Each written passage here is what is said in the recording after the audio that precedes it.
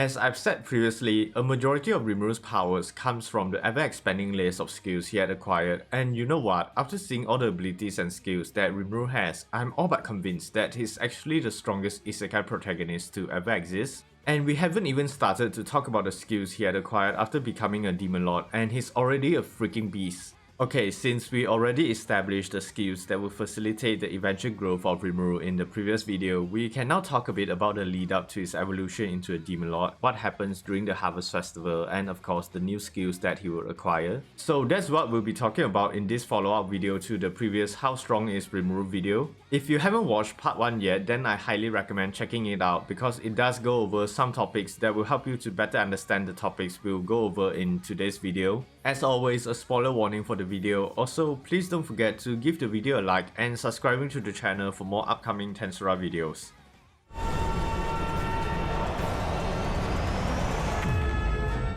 So yeah, before we talk about the actual Harvest Festival itself, let's first go over the skill that Rimuru acquired before the Harvest Festival, which is the unique skill Merciless. This unique skill was born out of the hatred and anger of Rimuru when he was slaughtering the Falmer Kingdom army, and this skill has a pretty important role later on during the Harvest Festival. The skill could only be activated when targets lose their will to fight, and once conditions are met, he can simply rip the souls out of the target. Even if the target somehow regains their courage or will to live, this skill will only factor in the time when they lost their will, so it is literally an inescapable skill. This just shows that Rimuru is actually quite terrifying and adds another layer to his overall power. So with that said, let's go over the actual process in which an individual becomes a demon lord, the Harvest Festival. Now, the process itself is fairly simple. Once the strength and magical requirements of an individual has been met, all you have to do is become a demon lord seed, gather 10,000 souls or so, and start the Harvest Festival. Now, the way which one becomes a demon lord seed is fairly unclear, but I'm guessing the individual needs to at least have a high enough amount of magic skills, a variety of skills in their arsenal, especially unique skills, and just be an overall powerful being to begin with.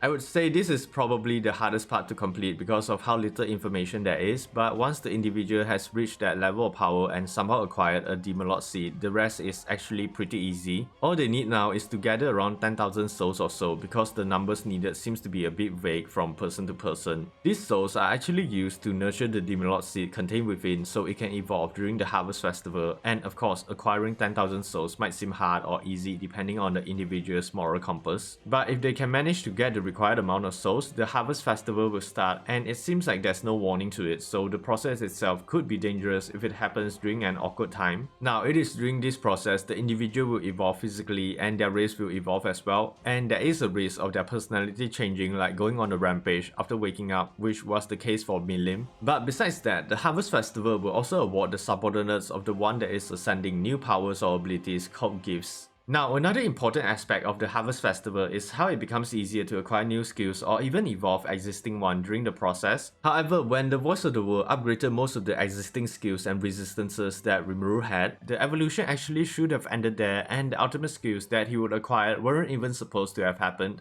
It was only thanks to the Great Sage intervention that the evolution continued when it had requested from the Voice of the World to undergo its own evolution. In another video, I had mentioned that the Great Sage, although a solely passive and emotionless entity, still would occasionally act proactively if it is something that concerns Rimuru himself. And in this case, it wanted to evolve all because it had desired to fulfill the wishes of its master, and it knew that if it had evolved, those wishes would be that much easier to accomplish. Of course, we all know the Great Sage eventually got the gift it desired from the Harvest Festival and had evolved into the ultimate skill Wisdom King Raphael after sacrificing the unique skill Degenerate. But I won't go into too much detail about the skill itself because I already covered it in another video, and you can click on the top right corner to check it out if you're interested. Okay, I'll still go over the skill briefly. So basically, Wisdom King Raphael had retained the original sub-skill of Thought Acceleration, Analytical Appraisal, Parallel Operation, Chant Annulment, and All Creation. But of course, there are more efficient and effective versions of the original sub-skills. And although it had sacrificed Degenerate, it managed to incorporate the sub-skills Synthesis and Separation into itself while gaining 2 additional sub-skills called Skill Modification, which now allow Rimuru even more freedom when it comes to modifying skills, and also feature attack prediction, time, which basically allowed him to perceive things or events in the future. Other than skills, Wisdom King Raphael also had developed an ego, although she didn't realize it yet, and became more than just a tool for answering questions and solving problems. It was actually thanks to her ego that helped Rimuru to acquire another ultimate skill during the Harvest Festival, which is the evolved form of Gluttony, the Gluttonous King Beelzebuth. She did this by combining the unique skill Gluttony with Merciless, a skill that Rimuru had just acquired recently. And similar to Wisdom King Raphael, after evolving into an ultimate skill, Beelzebuth retained the set of sub-skills that he had previously, albeit in a more powerful form. Now, the first sub-skill Predation still had the same effect of absorbing any target, but it can now be used at a further range and can now even affect space itself. And for context, Rimuru can basically devour an entire city with Predation if he wanted to, whereas before it was just a single target. The sub-skill Stomach is still the same, although the capacity has been greatly increased to 10 times the original capacity. Then Mimicry also remained the same, but now thanks to the intrinsic skill Universal Shapeshift, Rimuru now could use the skills acquired from the predator species without having to take the form of said species. The sub-skill Isolation and Corrosion are, as the name suggests, and still serve the same purpose as before. There is, however, two new additional sub-skills gained from the evolution of Gluttony. The first one is Soul Consume, and as you can guess, this skill was derived from the unique skill Merciless, and as I said just now, it is the ability to seize the souls of anyone who lost their will to resist, and after conditions are met, he can literally collect the souls no matter what time or where they are. Then there's Food Chain, a sub-skill that combines the sub-skills receive and provide from Gluttony. Rimuru is now able to freely copy the skills of his subordinates, while he could also grant them any skills he wants, but of course they still had to be compatible with the skills in order to use them. That said, although Rimuru did mainly acquire Wisdom King Raphael and Gluttonous King Beelzebuth during the Harvest Festival,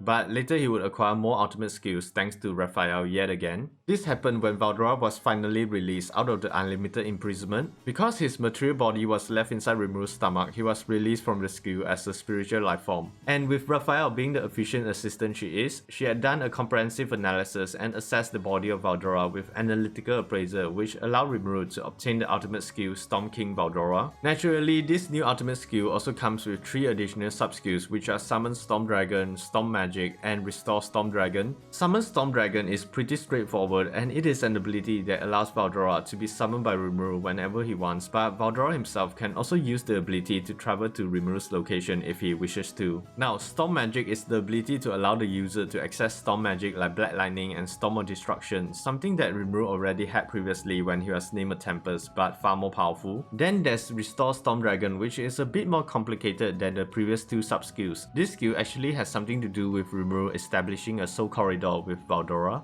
In essence, establishing a soul corridor allowed the memories and soul of Valdora to be stored inside of Rimuru as a backup drive. And I know that although Valdora is a spiritual being to begin with, he can never really die and would just constantly be reformed again. But whenever he is reformed, he always loses some of his previous memories and personality through this method. But now with Restore Storm Dragon, he can always be brought back to life by Rimuru while retaining all of his current memories and personality. All in all, this ultimate skill is quite overpowered just because Rimuru can just summon Valdora whenever he wants, and also make Valdora practically immortal. And funny enough, another benefit from the release of Valdora is that Rimuru acquired another ultimate skill from this, giving him 4 ultimate skills in total. This ultimate skill was formed from the unique skill Unlimited Imprisonment mixed with a selection of skills acquired from Beelzebuth's Food Chain and Rimuru's own leftover skill. This skill was actually developed by Wisdom King Raphael mainly to streamline and organize the skills that Rimuru had acquired throughout the series. So with the Unlimited Imprisonment as a base, and according to Rimuru, this skill was born from the sense of trust, safety, and proof of the bonds he had with his friends, which caused him to acquire the ultimate skill Lord of Vows, Uriel. Because this skill's main function was for organizing, it took some common, extra, and unique skills and combined them together to form 4 respective sub-skills. Since the Unlimited Imprisonment was used as a base for the ultimate skill, it had retained the unique skill as one of the sub-skills. It now allows Rimuru to entomb any target inside a complex number of spatial dimensions, while sealing away most of the target's skills, and it does not weaken over time and cannot be damaged with any physical means. Because of the spatial properties of Unlimited Imprisonment, another sub-skill of Uriel was Spatial Domination. This sub-skill was initially the extra skill Spatial Motion, an evolved version of Shadow Step, but then it integrated with Unlimited Imprisonment that caused it to evolve and become a sub-skill of Uriel. As the name suggests, it allows Rimuru to have spatial control like teleporting instantly to a place he has knowledge of, or locking the local space around the user to prevent the space from being manipulated. Another sub-skill of uriel is law manipulation, which enables Rimuru to control the laws of the world from either a magical or scientific aspect, basically giving him the absolute control over an element, whether it be generated or natural. Most characters actually have this ability, but most of the time they can only manipulate the laws of the elements they are associated with, like Benimaru with fire. But in Rimuru's case, there's probably no limit because he can just access all of his subordinate skills through the sub-skill food chain. Additionally, this sub-skill also allows him total magic control and total control of the properties of heat and inertia. Now, the last sub-skill is called the absolute defense, and it's pretty straightforward. It gives the user the ultimate defense by having multiple layers of different barriers like magical or physical surrounding the user while severing the spaces between each layer. This sub-skill is probably created with other existing skills like aerial barrier, ultra speed regeneration, and multi-layer barrier. And with that, these are all the ultimate skills Rimuru had acquired during and after the Harvest Festival. Now, I seriously just wanted to reiterate how important Wisdom King Raphael is, and she is definitely the one behind Rimuru's success because none of it would be possible without her.